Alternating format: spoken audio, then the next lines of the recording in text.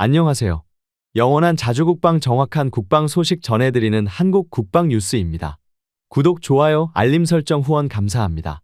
대한민국 KF-21 전투기는 성공 가도를 달리며 실전 조립을 진행하고 있고 이미 골조 작업은 완료가 되었으며 남은 첨단 시스템 탑재 과정에서 마무리 단계에 접어들었습니다. 한국항공우주산업 고정익 수출사업실장은 도전과 열정 그리고 내재된 성공 DNA를 적극 활용하여 KF-21 전투기 개발과 양산을 성공적으로 이루어냄과 동시에 첨단 항공엔진 의독자 개발에 성공하겠다며 당당하게 포부를 드러냈습니다. 최근 한국항공우주산업 카이의 고위 관계자들이 KF-21 전투기를 향해 도전적으로 성공해내겠다는 발언을 유독 자주 언급하고 있는데요. KF-21 개발 과정에서 중요한 성과 중 하나인 국내 자체 개발에 성공한 항공전자 장비를 빼놓을 수 없습니다. 항공전자 장비에는 전투기의 두뇌에 해당되는 임무 컴퓨터, 눈 역할을 하는 능동형 전자주사식 위상배열 A사 레이더, 적외선 탐색 추적 장비 IRST를 포함합니다. 지난 13일 방문한 한화시스템 연구소 분당 소재 서현 사업장은 항공전자 장비 개발의 핵심 거점입니다. 경기도 용인에서 개발 중인 A사 레이더를 제외하고 나머지 항공전자 장비 대부분이 이곳에서 개발됩니다. IRST는 전투기의 필수적인 항공전자 장비로 적외선을 탐색하고 추적하는 장비입니다. KF-21의 기체 앞부분에 두드러진 모양의 구형 장비가 바로 IRST의 적외선 센서죠. 공격 목표를 탐지하기 위해 전파를 쏘는 레이더와 달리 IRST 장비는 표적에서 나오는 적외선 에너지를 탐지하기 때문에 훨씬 더 은밀하게 작전을 할 수 있게 해주는 장비입니다. IRST는 KF-21 양산 두 번째 단계인 블록2 공대지 작전 가능한 상태부터 정식 운용될 예정입니다. IRST는 미국이 기술 이전을 거부한 뒤 이탈리아의 방산 업체인 레오나르도와 기술 협력 계약을 체결해 개발되었습니다.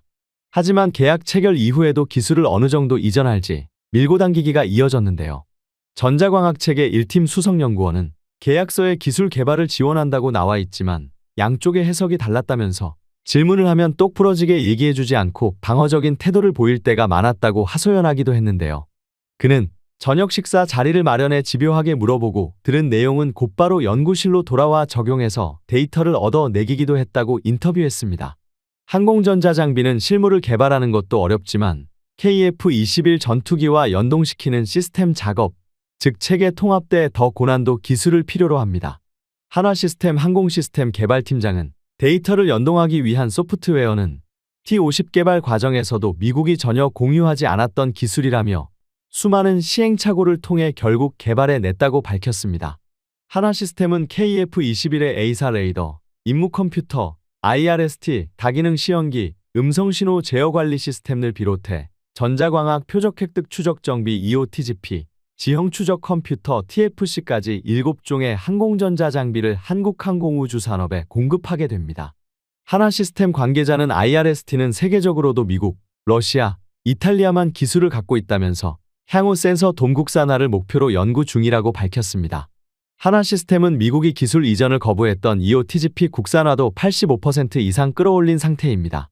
그리고 무엇보다 방산업계는 자주 항공엔진 국산화에 대한 목소리를 키우고 있습니다. 현재 우리 군에서 운용하는 무인기 엔진이 모두 해외 원천 기술이기 때문에 수출 시 해당국의 승인이 필요하다는 것입니다.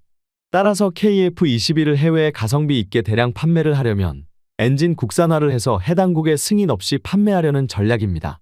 통상 수입 엔진은 초기 도입비가 30%, 유지보수 비용이 70%에 달할 정도로 비용 부담이 크고 매출의 7%를 기술료로 지급해야 해서 수익성도 떨어지기 때문에 이를 방지하고자 정부 차원에서 대대적인 지원을 하는 것입니다. 이에 신년 초부터 무인기용 1만 5천 파운드급 이상 첨단 항공엔진의 핵심 소재, 부품, 기술을 첨단 전략산업으로 지정하며 4대 첨단 산업에 25조 원 규모의 정책 금융을 지원할 예정이라고 밝혔습니다. 방사청은 연내 항공엔진 국산화 로드맵 수립을 추진하며 핵심 소재 및 설계에 대한 구체적 논의를 시작할 것으로 보입니다. 한화에어로스페이스는 지난 45년간 글로벌 방산업체의 엔진 면허 생산과 부품 가공, 조립, 정비 기술을 통해 엔진 선진국 수준의 기술력을 확보했습니다. 또한 2019년 미국 항공엔진 부품업체 2개에 인수하며 핵심 기술을 강화했고 항공엔진의 핵심 소재인 내열압금 국산화에 앞장서며 국방기술진흥연구소의 과제를 수행하고 있습니다. 한화에어로는 250명 수준의 연구개발 인력을 2026년까지 800명으로 늘리고 기반 설계 플랫폼과 첨단 IT 기술을 활용해 개발 기간을 기존 계획보다 2년 단축할 계획입니다. 그 이유는 KF-21 보라매가 당당한 대한민국산 전투기임에도 불구하고 미국 측의 통제를 받고 있기 때문입니다.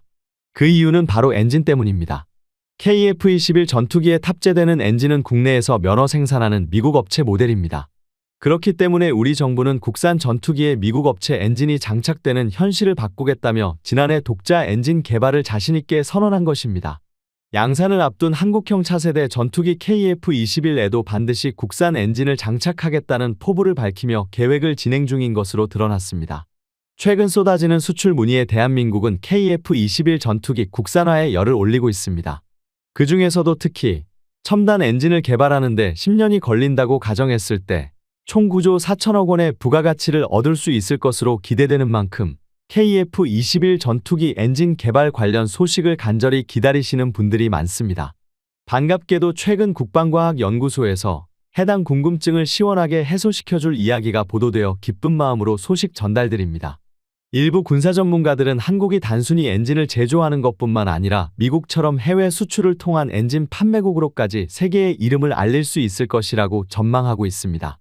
한화에어로가 개발 중인 22,000파운드급 터보팬 엔진은 0.4의 저바이패스 B를 갖춘 국제 기준으로도 최첨단 전투기 엔진이며 그 형태가 신기술을 사용한 램제트 형식으로 슈퍼 크루징 초음속 기동까지 가능할 정도의 수치임이 확정되었습니다.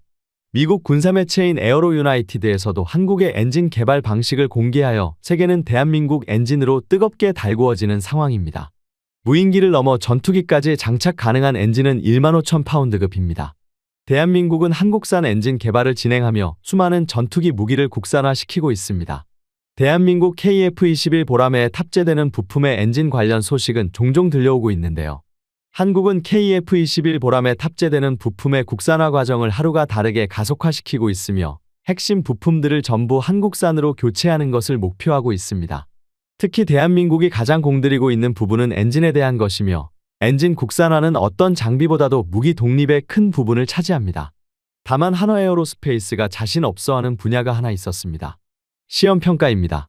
이러한 기술을 적용한 엔진을 만들기 위해선 모든 단계에 대해 설계 능력과 제작 능력 그리고 그 안전성을 증명할 수 있는 시험평가를 하나하나 거쳐야만 합니다.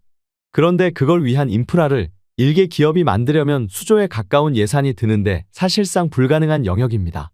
여기서 절실한 것이 다른 협력기업이나 국가적으로 적극적인 지원이 가능해나입니다. 운 좋게도 하나는 그 둘을 모두 얻을 수 있었습니다. 한화가 엔진 개발을 선언한 같은 날 정확히 똑같은 분야에 출사표를 내민 기업이 있었던 것입니다. 바로 두산 에너빌리티입니다. 의외로 두산은 하나의 고민을 해결해 줄 수 있는 역량을 많이 가지고 있었습니다. 이걸 바탕으로 설계 과정에 관여할 예정인데 한화보다도 훨씬 자신감에 차 있는 모습이었죠. 두산의 커리어가 특이하기 때문인데요. 엔진 터빈의 경우 비슷한 기술을 이용해서 항공기를 날릴 수도 있고 발전기를 돌릴 수도 있습니다. 항공엔진 기술이 있는 다른 나라들의 경우 일반적으로 항공엔진 기술을 먼저 개발하고 이걸 이용해서 발전용 엔진 터빈을 개발하는 순서였습니다. 하지만 두산의 경우 항공엔진의 뜻이 없는 상태에서 세계 5번째로 발전용 엔진 터빈을 독자 개발했습니다. 한국은 이걸 역으로 항공엔진으로 만들면 되는 것입니다. 두 엔진의 차이는 항공엔진의 경우 무게 대비 추력을 극대화하는 것이 목표고 발전엔진의 경우 연료 효율을 극대화하는 것이 목표라는 것입니다. 반대로 말하면 두산의 엔진은 이미 연료 효율만큼은 최고라는 것이 됩니다. 물론 이걸 항공엔진으로 만드는 과정이 간단하지는 않겠지만 두산은 초고압 터빈을 1만 시간 가까이 지속적으로 노출시킨 운전 기록 그 자체가 자부심이라고 스스로 밝혔습니다. 한화가 고심하고 있는 초내열성 소재 역시 두산은 1700도까지 극복한 소재를 보유하고 있습니다. 두산은 발전 엔진 터빈을 쏟은 지난 10년간 어마어마하게 많은 소재 데이터를 쌓았고 이 데이터를 분석해서 새로운 합금강을 제조하는 데 이를 적극 활용하고 있습니다. 이들 역시 한화 마찬가지로 신기술을 곧바로 제약 없이 받아들이고 있는 것입니다. 남은 것은 이를 항공용으로 바꾸는 것뿐입니다. 두산은 원래 이러한 기술을 발전소에 적용하고 있었고 방산 분야에서는 추후 함정용으로 응용할 예정이었습니다. 하지만 이러한 노하우를 알아본 방사청에서는 한화와 손을 잡고 항공엔진에 도전할 것을 권유했죠. 실제로 두 기업이 손을 잡는다면 사업기간 단축 및 예산 낭비 방지에 큰 도움이 될 것으로 보입니다.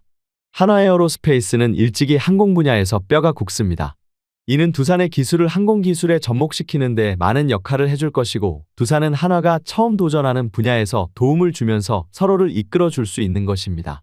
그리고 이 둘의 협업을 유도한 방사청은 이에 발맞춰 엔진 시험 평가 시설을 준비 중입니다. 국산 엔진은 국내에서 가장 유명한 미래 공기엔진 제조업체인 한화와 두산에서 통합 개발을 주도하고 있습니다.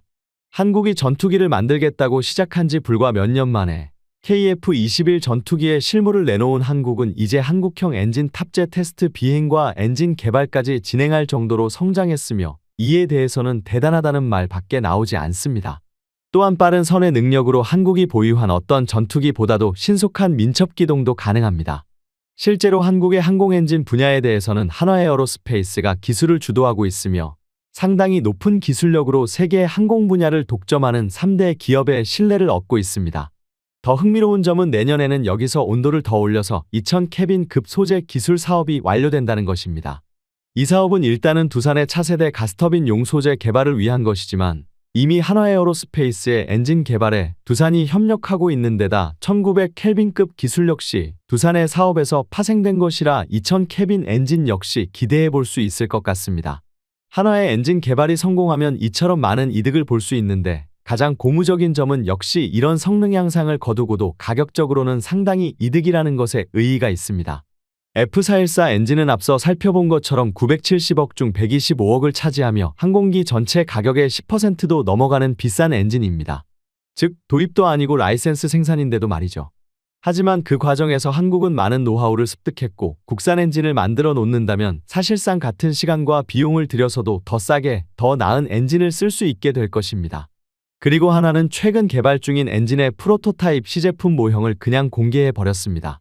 이는 사실상 형상 설계가 마무리된 단계라는 의미나 마찬가지였습니다. 엔진 개발에 필요한 두 가지 기술은 효율적인 연소를 유도하는 설계 기술과 연소 시에 고온, 고압에 버티는 재료 기술입니다. 엔진 국산화 사업을 진행하면서 한화는 줄곧 자신들이 상당한 수준의 설계 기술을 이미 보유하고 있다고 자신해왔습니다. 재료 기술을 따라잡는 데 시간이 걸리는 것이라고 여러 차례 언급해왔죠. 마치 이를 증명하기라도 하되 아예 엔진 국산화 사업에 공식적으로 착수한 지 얼마 되지도 않아 이론적으로 충분한 효율을 뽑아낼 수 있는 설계를 갖고 나온 것입니다. 한화는 이번에 공개한 시제 모형의 15,000파운드 급이라고 밝혔습니다. 이는 KF-21 보라매가 지금도 탑재되고 있는 F414 엔진과 동급의 성능인데요. 외형적으로 보이는 특징상 이는 결코 허풍이 아닌 것으로 여겨지고 있습니다. 3단 팬, 6단 압축기, 1단 고압 터빈, 1단 저압 터빈의 구성을 확인할 수 있는데, 이 구성은 F414 엔진과 거의 동일합니다. KF-21에 들어가는 F414 엔진은 압축기가 7단으로 하나 더 많습니다. 그리고 앞에 3단 팬이 맨 앞에 1단과 뒤쪽 2단의 구성이 다릅니다. 앞에 1단은 블레이드와 로터 디스크가 분리되어 있고, 뒤쪽 2단은 이 두 개가 일체화된 블리스크 구조입니다. 제너럴 일렉트릭은 추후 이를 개량하기 위해 F414-22라는 파생형을 만들었는데, 이건 3단 팬이 모두 분리식으로 제작되어 공기 흡입량이 10%, 출력이 18%가량 증가됐습니다. 그리고 압축 기술을 1개 줄인 6개로 조정했습니다. 한화가 공개한 시제품은 처음부터 3단 팬이 모두 블리스크 구조입니다. 또한 엔진 압축기를 7단이 아닌 6단으로 만든 대신 팬과 압축기 사이의 공간을 비교적 넓게 가져가는데요. 보통 해당 공간은 기어박스와의 연결을 위한 파워 테이크 오프 장치가 들어갑니다. 이 공간을 넓게 설계해 두면 추후 6세대 전투기용 엔진으로 업그레이드할 경우 필수적인 대용량 발전기를 그 자리에 설치할 수 있습니다.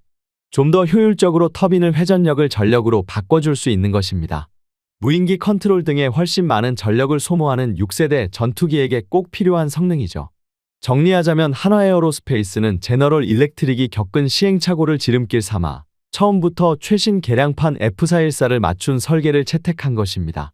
과거 한화의 관련자가 한 인터뷰에 출연해서 6세대 개발까지를 염두에 두고 엔진을 개발하고 있다고 밝힌 바 있는데, 이러한 설계 변경점이 그러한 예시 중 하나였던 것으로 분석되고 있습니다. 그런데 한화는 이번에 공개한 시제 모형 그대로 엔진을 완성하지도 않을 계획입니다. 이미 F414급 성능의 6세대 전투기에도 적용할 수 있지만 그 이상의 성능을 꿈꾸는 것입니다. 한화가 엔진 개발 사업 관련 공개한 로드맵 중에는 아예 첫 단계로 개발되는 엔진부터 1만 5천 파운드를 뛰어넘는 1만 8천 파운드로 표기가 된 것이 있습니다. 대상 기종은 KF-21 블록 3와 5세대 이상의 무인 전투기로 하나는 최초로 개발하는 엔진의 성능부터 이 정도 수준을 잡고 있었습니다. 현재 국가연에서 적용 검토 중인 엔진 소재는 섭씨 1625도에서 1900켈빈까지 견딜 수 있습니다. 이 온도를 견딜 수 있는 엔진은 딱 1만 8천 파운드 추력을 구현할 수 있습니다. 그런데 재미있는 점은 불과 재작년 논문까지만 해도 1800켈빈 소재를 검토하고 있었다는 것입니다.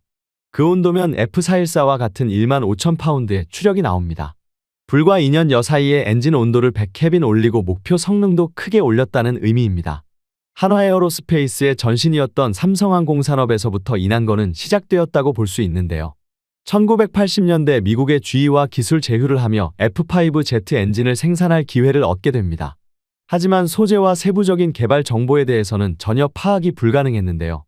이는 사실 라이선스 생산이나 마찬가지였기 때문에 핵심 기술에 대한 정보는 밝히지 않더라도 제휴 사업이란 어느 정도의 정보는 공유하는 게 맞습니다. 하지만 그 시절부터 대한민국의 성장을 견제했던 미국은 한국에게 항공엔진 기술을 전혀 알려주지 않으며 단순 노동만 시킨 것이죠. 물론 항공기에 적용되는 가스터빈 엔진은 미사일 추진 구동계와 유사하기 때문에 관련 기술을 보유하고 있는 국가들이 기술 통제를 하는 것은 당연한 일입니다. 하지만 아무리 그렇다고 하여도 기본적인 정보조차 제공하지 않으면서 기술 제휴라는 타이틀을 달고 라이선스 생산을 한다는 것은 말도 안 되는 차원의 것입니다. 이러한 방산업계에서 민간 기업이 버티는 것은 정말 어려운데요. 그렇기 때문에 삼성항공산업이 KF-16의 국내 면허 생산을 했음에도 결국 전투기 관련 기술을 한국항공우주산업 측으로 양도하게 된 것입니다. 그때부터 한국 전투기 개발이 엔진과 기체 두 기업으로 분리되면서 비효율적 개발이 시작된 것이죠. 하나의 여론은 이때부터 엔진에 집중하기 시작합니다. 그들이 가장 먼저 선택한 것은 바로 대외 엔진 정비였습니다. 어깨너머로 항공기 엔진 기술을 배워가며 엔진 개발에만 집중하기 시작한 것이죠. 실제로 현재까지 한화에어로가 엔진 창정비 사업을 수행한 국가는 미국, 태국, 인도네시아, 필리핀, 스페인, 스위스 등 총 12개 국가에 달합니다. 한화에어로는 이 과정에서 충분한 기술 성과를 쌓아올리게 되었고 이후부터 독보적 기술력을 나날이 입증하고 있습니다. 국내에서는 F-15K, FA-50 등 공군의 주력 항공 엔진은 물론 한국형 헬기 수련의 국산화 엔진을 생산하는 등 독보적인 위상을 구축해왔습니다. 심지어 공군, 육군, 해군에게 들어가는 모든 엔진 생산의 주체가 한화에어로스페이스라고 해도 과언이 아닙니다. 대한민국 모든 무기체계 엔진의 노하우를 한화에어로가 쥐고 있는 것이죠. KF-21 전투기에 새롭게 적용된 엔진을 우리 한국 기술진들이 직접 만든 것으로 교체하는 미래가 이제는 바로 눈앞까지 다가왔습니다. 한국형 전투기 엔진의 충격적인 성능 재원이 공개되자 어느덧 한국 방산을 라이벌로 인식하고 있는 미국 로키드 마틴조차도 초긴장 사태에 접어들었습니다. 최근 전 세계 전투기 개발사를 바꿀 큰 변수가 생겼습니다. 미국의 6세대 전투기 사업 NGAD가 휘청휘청 되더니 결국 취소 수순을 밟기 시작했습니다. NGAD 사업은 아마도 세계 최초의 6세대 전투기를 탄생시킬 예정이었고 다른 나라들 역시 그 성능을 기준으로 6세대 전투기를 정의하게 될 예정이었습니다. 그런데 이 사업이 백지로 돌아가게 되면서 이제 사람들은 또다시 무엇을 두고 6세대 전투기라고 말해야 할지 알 수 없게 되었습니다. 이 사건은 한국에도 영향을 미칠 것으로 보여집니다. 한국은 KF-21 플랫폼을 발전시켜서 훗날에는 6세대 전투기로까지 끌고 갈 생각이었습니다. 그런데 이젠 그 목표로 삼아야 할 성능을 알 수 없게 되었죠. 하지만 한 가지 확실한 것은 미국이 이 프로그램을 포기했다고 해서 거기에 탑재하려고 계획했던 고성능 엔진 기술을 풀어주지는 않을 것이라는 점입니다. 한국이 6세대 전투기를 만들기 위해서도 그 수준에 해당하는 엔진 기술이 반드시 필요한데요. 미국은 애시당초부터 6세대 엔진 기술은 수출 금지라고 못을 딱 박아놨던 터라 한국은 엔진 기술을 스스로 깨우치는 수밖에는 없습니다. 문제는 이제 어느 정도 능력을 기준으로 삼아서 엔진 성능을 설계해야 하느냐는 점인데요. 전투기로 하려고 하는 일에 따라서 엔진이 해야 하는 일도 달라지기 때문입니다. 이는 어쩌면 기회가 될 수도 있습니다. 한국이 만약 6세대 전투기를 먼저 정의 내릴 수 있게 된다면 그 표준을 한국이 세우는 셈이 되는 것이기 때문입니다. 미국의 입장에서는 한국이 부품 국산화의 끝판왕이라고 불리는 전투기 엔진까지 국산화해버리는 순간 더 이상 미국 내 방산기업들이 우리 대한민국에게 간섭할 수 없다는 것을 너무나도 잘 알고 있기 때문입니다. FA-50경 전투기 사례를 보듯 록히드 마틴은 한국을 담보로 영향력을 확대시켜 무기 판매에서 쏠쏠하게 이득을 얻고 있었지만 KF-21 전투기에는 대한민국의 부품 국산화가 예상보다 빠르게 진행되었기 때문에 록히드 마틴의 영향력이 급격히 줄어들었습니다. 그동안 전투기 부품 하나 제대로 보내주지 않았던 미국에서 독자적인 엔진 개발을 가만히 둘 리가 없었습니다. 오랜 기간 미국산 전투기를 사용해왔던 한국이었기에 자체적으로 전투기를 개발해낸다면 자신들의 수출 실적이 줄어들기 때문입니다. 그간 한국은 미국 무기 시장에서 엄청난 구매 실적을 남긴 충성 고객 중 하나였습니다. 가장 충성도 높은 고객인 대한민국이 이제 미국산을 쓰지 않겠다고 선언하자 미국은 당황할 수밖에 없고 당연히 이를 거부할 수밖에 없었습니다. 하지만 우리 한국은 연막 작전을 통해 미국의 소나귀에서 완전히 벗어날 수 있었습니다. 미국은 한국의 앞날을 주시하며 엔진 독자 개발을 실패할 것으로 확신했고 대한민국이 엔진 기술을 개발하는 동안 자신들의 엔진 장비를 홍보했습니다. 자체적인 전투기 개발을 통해 사업이 좌초될 경우 미국산 전투기와 엔진 장비들을 한국에 판매할 셈이었던 겁니다. 하지만 미국의 예상은 보기 좋게 빗나가 버렸습니다. 전투기 개발에서 가장 어렵다고 평가받고 있는 핵심 기술인 터보팬 램제트 엔진을 한국에서 독자 개발에 착수했기 때문입니다. 한국항공우주산업 측은 이제 록히드 마틴사의 F-35 전투기와 라이벌 관계를 형성할 수 있을 만큼 큰 파급력을 가지고 있습니다. 우리가 현재 미국 엔진을 전투기에 장착하면서 해외 수출 관련 조항도 계약서에 서명하였지만 언제 미국의 마음이 바뀌어 수출을 막을지 모르는 일입니다. 한국의 기술력 발전을 위해서도 중요하지만 세계 방산 시장에서 높은 경쟁력을 갖기 위해서 자체적인 부품 생산을 통한 판매 제약은 없어야 합니다. 전투기 성능이 좋아 계약을 따더라도 부품 업체에서 공급을 제한한다면 결국 판매가 어려워지기 때문입니다. 특히 해당 분야에서는 램제트 엔진에 특화되어 있는 엔진의 애프터 버너 기능 개발에 영국이 큰 도움을 주었다고 알려져 있습니다. 이 덕분에 KF-21 전투기가 국산 제트 엔진을 장착했을 때 초음속 이륙과 슈퍼크루징 비행을 완벽하게 해낼 수 있게 된 것입니다. 국산 제트 엔진 테스트 이전 한화에어로가 아닌 한국항공우주산업카이 역시 기존 KF-21 보람의 전투기에 탑재하던 미국산 F-414 터보팬 엔진의 성능을 뛰어넘을 수 있는 5세대 초음속 전투기 램제트 엔진 실증 비행을 시험하겠다고 공식 발표하여 주목을 받고 있습니다. 이처럼 최근 KF-21 전투기가 본격적으로 국산 엔진 가동과 시연을 함께 진행하고 있습니다. 최근 무인 전투기 플랫폼을 통한 국산 엔진 시험을 완전하게 확정지으며 전투기 엔진에 대한 시험도 조금씩 성과를 내고 있는 것이 중점입니다. 이러한 결과를 바탕으로 대한민국은 KF-21 전투기만의 독자적인 제트 엔진을 개발하는 게 핵심 목표라고 언급했습니다. 대한민국의 KF-21 전투기가 본격적으로 국산화된 엔진을 가질 가능성을 보이자 가장 경계하는 국가는 중국과 북한이었습니다. 중국은 자국이 개발한 전투기인 FC-31을 전면에 내세워 광고하고 있지만 세계에서 실제로 주목받고 있는 차세대 전투기는 중국보다 뛰어난 성능과 세련된 외관의 한국산 제트 엔진까지 완성 단계에 있는 KF-21 전투기입니다. 현재 대한민국의 보람의 전투기의 엔진 개발 성과가 하나씩 공개될 때마다 중국 언론의 반응은 대체적으로 믿을 수 없다는 분위기입니다. 중국은 KF-21 전투기 프로젝트를 처음 시작할 때처럼 한국의 자국산 엔진 개발 사업을 비하하고 있습니다. 시험 비행 중 분명 결함이 발생할 것이라며 거짓 보도를 일삼고 한국의 기술력을 의심하는 태도를 보이고 있죠. 한국은 늘상 있는 중국의 조롱을 신경도 쓰지 않고 엔진의 테스트 비행을 성공적으로 완수하겠다고 포부를 드러냈습니다. 꿈은 크게 갖고 목표는 작게 잡으라는 말이 있습니다. 꿈은 크게 꾸더라도 큰 꿈을 이루기 위해 달성해야 하는 목표들에 우리 바다를 자기네 안방인 줄 아는 파렴치한 국가가 있습니다. 바로 그 나라가 맞습니다. 중국이죠. 세계 곳곳에 시비를 걸고 있는 중국이 현재 탐내고 있는 바다는 동남아의 남중국해뿐만이 아닙니다. 풍부한 수산자원을 가지고 중국이 태평양으로 향하는 길목이라 할 수 있는 한반도 서해에서도 중국은 군사활동을 벌이며 대한민국의 영해권을 위협하고 있습니다. 그런데 최근 중국이 서해에 대한 새로운 침략 방법을 시도하고 있다고 합니다. 바로 하늘인데요. 얼마 전 언론의 보도에 따르면 지난 2023년 기준 중국 공군의 군용기가 대한민국의 방공식 별구역 카디즈를 무단 침범한 횟수는 무려 133회나 달했다고 합니다. 이는 지난 5년 사이 가장 많은 횟수로 카디즈를 밥 먹듯이 침입하던 러시아와 비교해도 10배에 달하는 횟수입니다. 그런데 이런 중국 공군의 오만한 자신감에 찬물을 끼얹은 이가 등장했습니다. 바로 미 해군 작전 전문가 출신의 저명한 군사 전문가 에릭 위클런드인데요. 8년간 미 해군 작전 전문가로 복무했던 그는 군 시절 군함의 전투정보실에서 레이더 데이터와 통신정보 등을 분석해 전자전을 수행하는 임무를 맡아왔었습니다. 전역한 이후에도 군사 분야에서 활동하는 등 45년 이상 군사학을 연구해온 군사 전문가입니다. 그런 그가 지난 8월 초 미국의 지식 공유 플랫폼 쿼라에 다음과 같은 글을 올려 큰 화제가 되었었는데요.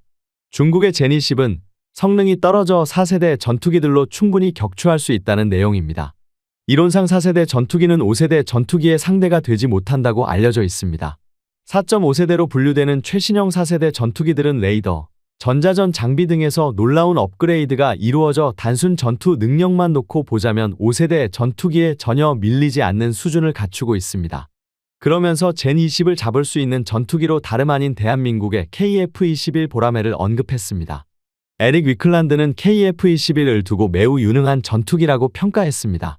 그러면서 KF-21의 레이더와 전자전 장비 등은 러시아와 중국의 전투기보다 뛰어나다며 통상적인 거리보다 좀 더 접근하면 젠20을 포착해 조준하고 사격할 수 있다고 말했습니다. 또한 위클란드는 젠20을 5세대 전투기라고 하지만 엔진 배출구가 있는 후방 부분이 스텔스 성능이 뒤떨어져 포착이 쉽다고 주장하고 있습니다. 중국이 수십 년째 제대로 된 전투기 엔진을 만들지 못하고 고전하고 있는 것도 결국 기초적인 소재, 공학 기술력이 부족하기 때문이죠. 국산 전투기 엔진 개발을 주도하고 있는 국방과학연구소에서도 개발의 어려움을 익히 알고 있었기에 우선 무인기에 적용할 1350켈빈급 1076도 가량의 엔진부터 개발을 시작했었습니다. 낮은 단계에서부터 순차적으로 엔진의 출력을 높여 나가며 개발을 진행할 계획이었죠. 그런데 얼마 전 국내 가스터빈 엔진 기술의 권위자인 연세대학교 조교수가 최근 매체와 진행한 인터뷰에서 놀라운 사실이 공개되었습니다. 바로 대한민국이 이미 1600켈빈급 엔진 시운전에 성공했으며 이를 넘어 1800켈빈급 엔진을 개발하고 있다는 것이었죠. 1600켈빈 엔진이면 이미 FA50의 F404 엔진을 국산화하기에 충분한 기술력을 갖추었다는 걸 의미하는데요. 1800켈빈급 엔진이라면 현재 라이선스 생산 중인 F414 엔진을 넘어선 최신 개량형인 F414-22 엔진 수준입니다. F414-22 엔진은 미국의 주력 함재기 FA18 슈퍼호넷 엔진인 F414보다 출력을 18%나 향상시킨 모델입니다. 미국의 슈퍼호넷을 뛰어넘는 강력한 엔진을 KF-21에 탑재할 수 있다는 것을 의미합니다.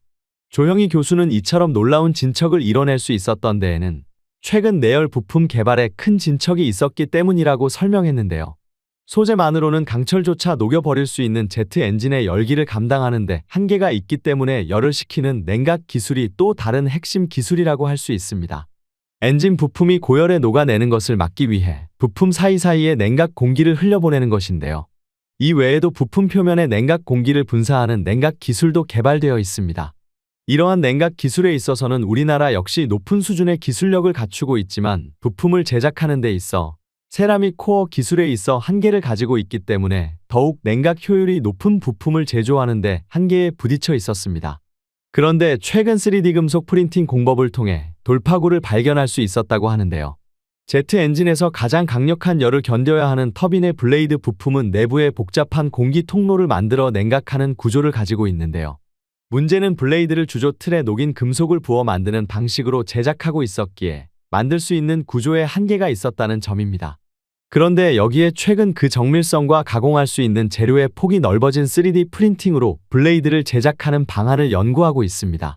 3D 프린팅 기술을 사용한다면 기존의 설계보다 훨씬 세밀하면서도 냉각 효율이 뛰어난 구조의 블레이드를 제작하는 게 가능한데요. 아직은 연구 단계이지만 시험 제작에서 충분한 가능성을 확인했으며 멀지 않아 3D 프린팅으로 제작된 국산 엔진을 볼 수 있게 될 것 같습니다. 이에 반해 중국은 강대국으로 알려져 있지만 사회주의 국가인 만큼 기술 발전이 얼마나 향상된 것인지 불투명하기 때문에 성능에 대한 의구심이 제기됩니다. 중국에서는 자국산 엔진을 개발했지만 성능적 부분에서는 큰 문제가 되고 있습니다. 중국의 죄의식 전투기를 위해 설계한 WS-15 엔진은 말썽을 일으키며 계획한 만큼의 성능을 내지 못하고 있습니다. 특히 엔진 내구성은 처참한 수준입니다. 이 문제에 대해 중국 내부 관계자는 문제 해결을 위한 근본적인 해결책은 없다고 고백한 바 있습니다. 엔진의 가장 중요한 소재 역시 제 성능을 보여주지 못하고 있으며 실제로 엔진 강대국에 비해 20년 이상 기술이 뒤처져 있고 가장 문제가 되는 엔진 내구도 문제를 해결하기에는 불가능하다는 평가입니다. 실제로 베이징항 공재료 연구소장은 차세대 엔진의 기술적 문제가 해소되었지만 엔진 제조에 사용되는 고급 합금 재료의 생산에 관한 문제는 아직 극복되지 않았다고 언급했습니다.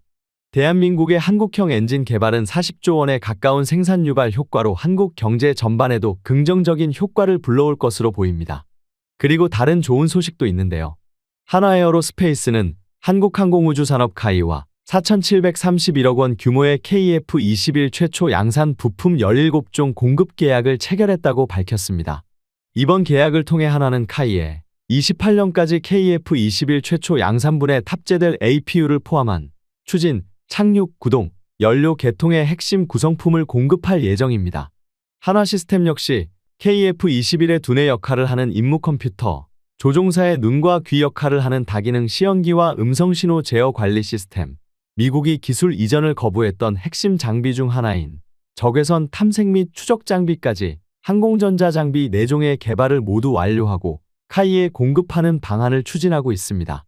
이처럼 한국형 초음속 KF-21 보람에는 핵심 소재 부품 장지를 개발하는 강소 기업들이 있었기에 비행에 성공할 수 있었습니다. 이들 강소기업이 KF-21 개발 중 축적한 노하우들은 향후 K방산의 후속 수출 아이템이 될 가능성이 높은데요. KF-21 개발에는 다들 아는 한화에어로스페이스와 두산 에너빌리티가 있지만 숨은 영웅들도 존재합니다. 바로 브로던과 에어로코텍, 한얼시스템입니다.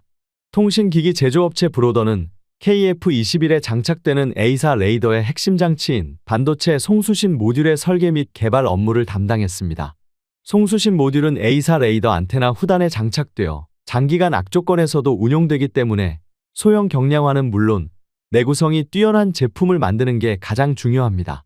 브로던의 전유석 연구소장은 KF-21은 해외로부터 기술 이전 없이 정부 차원에서 국내 개발로 전환했기 때문에 국가 경쟁력을 확보할 수 있는 좋은 기회이기에 사명감을 다해 일하고 있다고 밝혔습니다. 또한 제한된 개발 기간 내에 요구 조건을 모두 만족시키기 위해 반드시 성공해야 한다는 각오로 제품 개발에 열을 내고 있다고 덧붙이기도 했죠. 그리고 KF-21의 표면 처리, 코팅 작업은 에어로코텍이 담당하고 있습니다. 전투기 도금 및 도장의 무게는 전체 무게의 약 9%를 차지하고 있으며 코팅의 두께를 최소화하면서도 최고의 기능을 유지할 수 있게 하는 것이 바로 기술의 핵심입니다. 그리고 KF-21의 비행 성능 및 비행 안전성을 확보하기 위한 조종성 평가 시뮬레이터와 모의 조종실 등의 장비는 한얼시스템에서 개발했습니다. KF-21의 개발과 이들 장비의 개발이 동시에 진행되었기 때문에 아직 설계가 완료되지 않은 품목을 제작할 때는 다소 어려움을 겪었다고 토로했는데요. 다만 각 서브 시스템을 담당하는 협력업체들 간의 협업이 KF-21 사업 성공에 무엇보다 중요하다는 것을 인지하고 있다며 사업 성공이라는 목표로 최선을 다하고 있다고 밝혔습니다. 시뮬레이터 및 모의 조종실은 실제 항공기 제작 전의 비행을 간접적으로 경험할 수 있을 뿐 아니라 운용 중인 항공기라도 실제 기체로는 훈련하기 어려운 다양한 비행 및 상황을 체험할 수 있기 때문에 많은 조종사들이 굉장한 관심을 갖고 있는 것으로 알려져 있습니다. 이 시스템은 추후 해외 수출과도 관련이 있는데요. 한얼시스템의 정상무는 국내 개발 항공기의 수출 시 훈련 장비가 함께 수출되고 있으며 해외 개발 항공기도 국내 기술로 모의 조종실을 개발하여 수출된 사례가 굉장히 많다며 향후 국내 개발 항공기 수출이 증가될 것으로 전망되기에 모의 조종실 수출 가능성도 폭발적으로 증가할 것이라고 예측했습니다. 지금까지 한국 국방 뉴스 시청해주셔서 감사합니다. 구독, 좋아요, 알림 설정 해두시면 언제나 좋은 소식 전해드리겠습니다. 즐거운 하루 보내세요.